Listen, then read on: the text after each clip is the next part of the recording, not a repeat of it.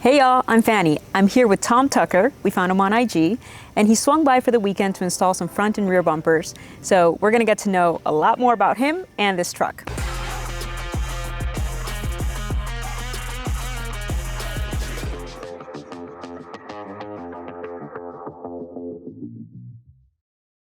Tom, tell us what we're looking at. This is a Japanese imported 70 series, specifically a KZJ 78. They're a little bit different than some of the 70 series, but a little the same in a lot of the ways where it matters. Cosmetically, it's still boxy. It's got all those classic looks. Now it's got an awesome bush bumper on the front. But in the ways it differs is obviously I drive on the wrong side of the truck, which is an immediate eye catcher for people, whether I'm actively driving down the road or like parked up at a camp or at a meet or something like that.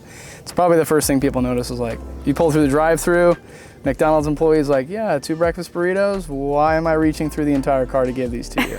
Like, it's a weird truck, sorry. I'm military as well, so like when I pull up to the gate to check an ID or something like that, it's pretty much caught immediately. They're like, you're supposed to be over here, and I'm like, but I'm not. Other than that, yeah, it's a 70 series. It's got a bomb-proof diesel in it. It's the SUV version of a Hilux. You know, they're pretty much world-renowned. My first experiences with one were in Africa. I was deployed out there. We used them for patrol, and that was kind of like initially like, wow, these are pretty cool. These look awesome. And then because we're the military, we beat the crap out of them. And you're like, okay, if these can take the abuse of like myself and all the guys for 6 months and months prior, probably a pretty reliable truck if it can put up with our abuse. So, was that Africa deployment why you chose it? It wasn't the first I'd seen of a 70 series, but it was definitely like the first time driving one, having real experience other than like seeing a picture in Australia and being like, man, I wish I could own one of those. They're cool. Yeah. So getting to drive one, like I distinctly remember like joking with command, like you guys could just let me drive one of these home, you know, like come on, you don't need them. Like we had a bunch in the motor pool that were like, had some little issues or something. That's some Ute back ones there too that I think if there was anything I'd sell this truck to get, it'd be a Ute back 70 series. But that's gonna be a few years out before that's even in the realm of possibility with import laws. So. Yeah, before we get into the next truck, let's talk about this one. So tell me about what we've got going on in the front. We just installed the Dobinson's bush bumper. I've got LP9s on the front as well and a worn 12,000 pound synthetic line winch. It's kind of hidden, but it's definitely in there, trust me. Me and my wife, we do off-road alone from time to time, and like a winch is a really good kind of the nice sense of security. Keeps you from doing anything too stupid, but also lets you have a little bit of fun and know like, okay, if we end up in a pinch, we can self-recover. We're not gonna have to call a buddy or something like that. Other than that, most of the work is kind of restoring and upgrading what is there from the factory. So installing new lamps, changing things to LED, where things are like sun damaged or anything like that, kind of swapping those parts out just to keep everything nice, pretty, and clean. But other than that, that's pretty much what we've got going on in the front. It needs an antenna and a CV or like a ham put in, but I'll get around to that when I do. All right. Well, it's a beautiful truck, so I understand not having to do too much to it.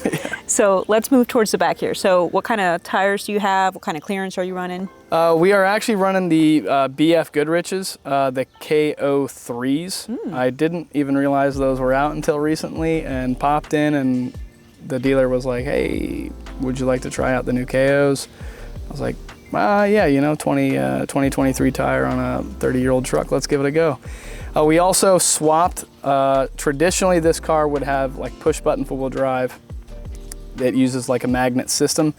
They get a little bit finicky, obviously with age, so when they started to get finicky in this truck, I swapped over to just like the old classic hop out and turn over manual hubs, which is what you'll see on the front tires there. Black Rhino all around for the wheels. Love their stuff. Pretty much have had their wheels on every truck I've owned, and even the wife's truck. Swear by them, I think they look really cool. So they've always got something that'll fit the truck, depending on what truck yours is. And for suspension, Dobinson's as well. It's kind of the go-to. 3-inch lift, fits 33s, and these are 12.5 wide on 17-inch wheels. So, you know, no rubbing, no issues. Nice. I've seen some folks go up to 35s. You're gonna start to like run into speed and dogging issues or rubbing, and it's kind of like the same thing. The Toyotas are well known for like, man, 35s, but man, 35s. Right. So I'm happy on 33s. My wife's Tacoma's on 33s. Every truck I've had in the past was on 35s, and oftentimes the trucks I was going with were on 33s, and I wasn't like seeing a distinct advantage. Now, like if I was gonna be rock crawling and doing something crazy where I'm like, then I'd be looking at 40s and like having a truck on a trailer, and you can't even practically really drive that around. You're more of like trophy trucking that. Right. Okay, so let's talk about the elephant on the roof. Yeah, the elephant on the roof. What is that? Alucab makes that system. They call it the Thor. If you have a Defender, they call it the Icarus. It is not a rooftop tent, it is a complete rooftop conversion. The whole ceiling of the truck is removed. You can access the sleeping area on top of the truck from inside the truck. That definitely kind of became more of something I was hunting for. I had rooftop tents on all my previous trucks, and that's a great system. I love sleeping off the floor. It keeps you away from wildlife. It's easy for setup. You don't have to deal with anything of the sort. But if weather's nasty, or if you just want to change and you're in a more public place, it can be super nice to be able to like fully stand up, change in the back of your truck. If you need to like play cards with the awning out or something of the sort, and you have all that extra interior space that you can make work for you without exposing yourself to elements or the public. Right. So that was kind of where like the yearn to have one came from. And then there's only a certain amount of vehicles that'll do it. They only make them for so many trucks. Luckily for me, the Land Cruiser is one of them. And my first experience again was with Defenders overseas. I saw that and was like, just, wow, this is so cool, man. Like, tell me about your truck. So when I found out they could do them for 70 series, it was like, ooh, I should hunt for one that's already kind of had that done, so I don't have to hassle with it, because it's, from what I understand, it's obviously quite a process to cut the entire top of your truck off of and then put a whole new top on. Right. That said, I don't notice like a lot of wobble or like top heaviness. It's a very practical solution. And the rear setup is 2 doors. So it's got one main that you're sleeping on, and then at your feet, it has kind of 2 trap doors.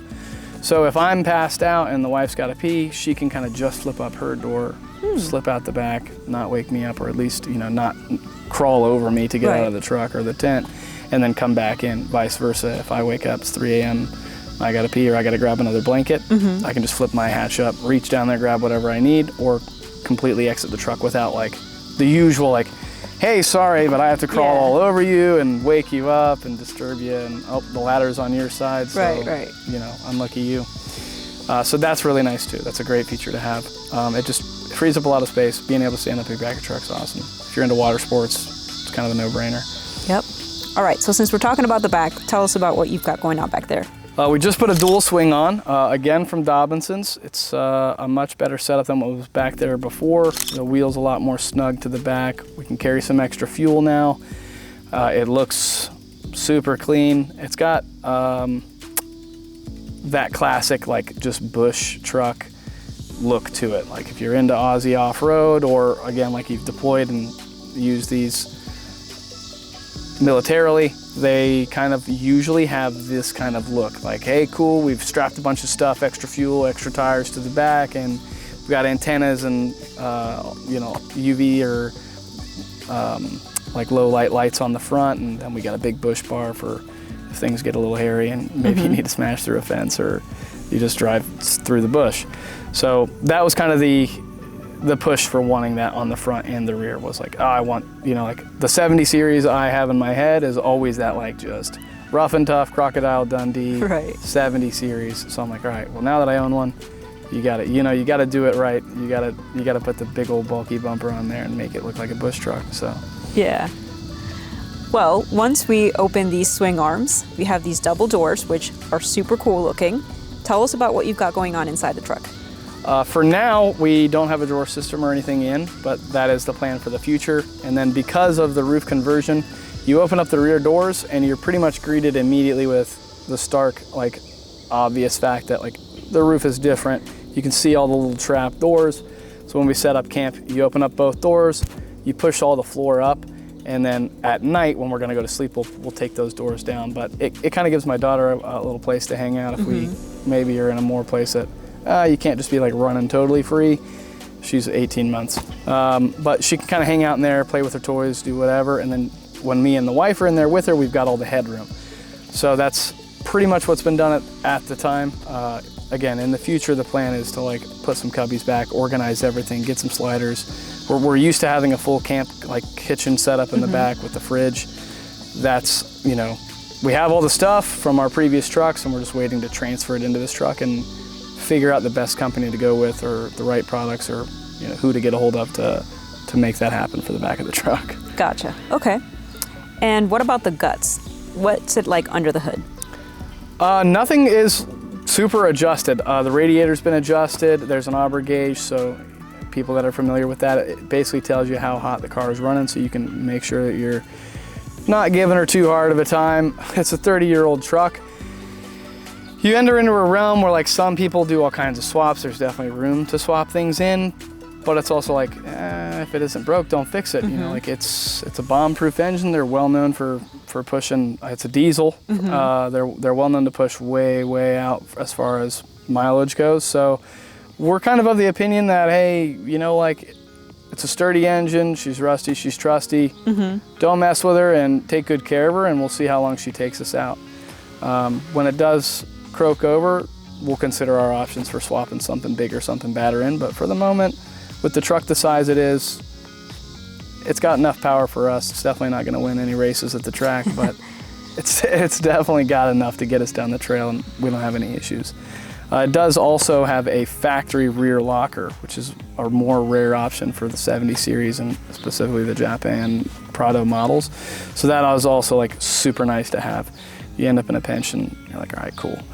We are considering air lockers. Onboard air is on the list. We have the compressor from previous builds, and again, new to the 70 series, new to old trucks, trying to figure out, okay, how do we mount stuff? How do we, you know, people make brackets and all kinds of cool doohickeys for Jeep Wranglers and, you know, new Broncos, but people are like, 30-year-old truck, we don't really have a lot of options for you. So it's definitely like a lot funner now, like working the build that way and facing new challenges, like things you're used to, where it's like, oh yeah, I just need to like find this product, find this, and like I want onboard air. Okay, I get a hold of ARB, and then I get a hold of Metal Cloak or whoever does a bracket, and then bam, I'm done. Like that's the challenge. But then you end up in an old car and it's like, different challenge. Like now I'm like calling fabricators and I'm like looking at stuff and doing measurements. And I'm like, can I fit one here? Can I stuff this here?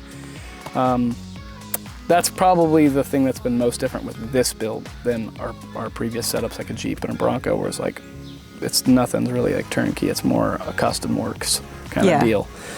We did upgrade the battery. They're known to kind of like bleed batteries dry, so we just put like a massive semi-truck size battery in there. I had to like like custom works. I had a buddy 3D print a bracket to like hold the battery in place because the stock bracket won't fit a battery that big. So it's just like finding innovative solutions to little tiny issues like that. And your regrets so far? None at all. I mean, it's a cool truck. Like I've had some really nice builds in the past. I've had some cool trucks. Wife's got an awesome Tacoma. The color's amazing. I literally had it painted this color. I wanted it Taliban tan. Toyota makes great kind of sand colors, and sand looks amazing on this truck. I wouldn't even change the color of it. Like it is a cool truck. I'm very proud to own it. Nice. Now you name dropped a couple of places that you've been to before. Tell us a little bit more about that. Yeah, so in the past, I was overseas. I've been in the Air Force 12 years. I spent 10 of those 12 years overseas. I've made the most of your tax dollars. You're welcome. I started off in Okinawa, where I kind of got into cars initially. Tuner culture, GTRs. You could go to the grocery store there, and there was like 6 R34s and 10 R32s just parked up at the local base exchange.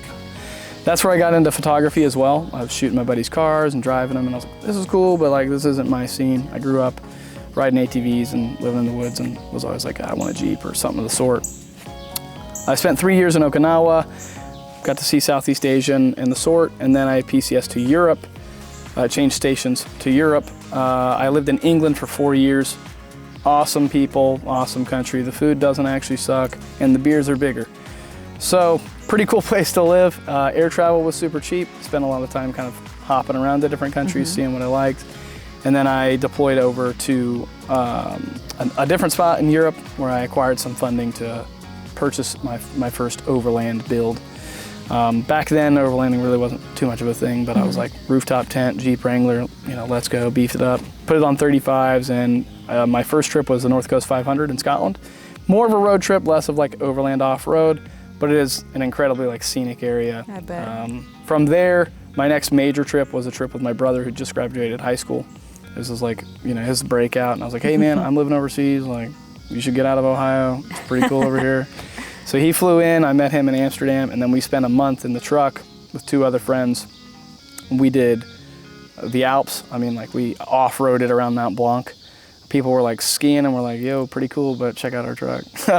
Camped the whole time, no hotels. Like, there's videos of us, taking our every couple day shower was in like ice melt streams or, whatever. Like, we just probably bushed it and roughed it.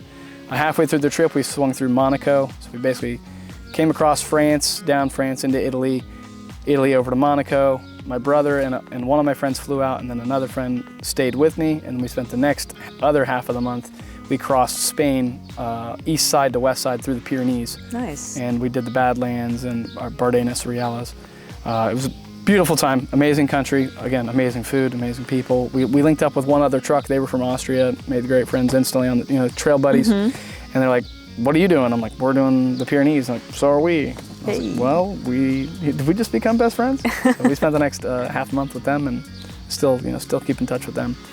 Did that, did the Pyrenees, had a blast, took some other trips all around Europe. Planned a huge trip for Morocco. COVID happened, screwed that all up, but I ended up on a 6-month trip kind of in limbo through Portugal and France and Europe, and that was all while the world was ending, so it was like, you got like bonus Overlander points because you're like, I'm living through the pandemic and I'm like border hopping and like living out of my truck and living ragtag. Once COVID cleared up enough that I could actually like legally move around places and actually change station, I changed station to North Turkey, where I spent a year there. That's where my daughter was conceived. And me and my wife did a nice 2-week trip all down the Asian coast, some amazing trails out there. Turkey is a severely underrated overland destination. It's just incredible. There's trails everywhere. All the farmers are super like kind and helpful, and they'll walk up like, your car's worth more than our village, so what's going on here? Like, why are you here? I'm like, I thought it was pretty. Just popped in. After Turkey, PCS to the US, and now we're kind of new daughter, so we took a little bit of a break, settled in, went through a couple trucks and said, okay, I think we're where we need to be.